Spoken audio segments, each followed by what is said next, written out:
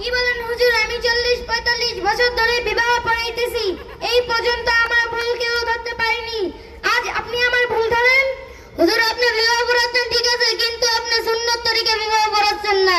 আচ্ছা, আমি অনুরোধ করছি আপনি সুন্নত তরিকায় বিবাহ পড়ান এবং আমাদেরকে শিখান। জি, আমি সুন্নত তরিকায় বিবাহ পড়াচ্ছি। ছেলের পক্ষে যারা আছেন তারা সামনে আসেন, মেয়ের পক্ষে যারা আছেন তারাও সামনে আসেন। আলহামদুলিল্লাহ আলহামদুলিল্লাহ নাহমাদুহু ওয়া নাস্তাঈনুহু ওয়া নাস্তাগফিরুহু ওয়া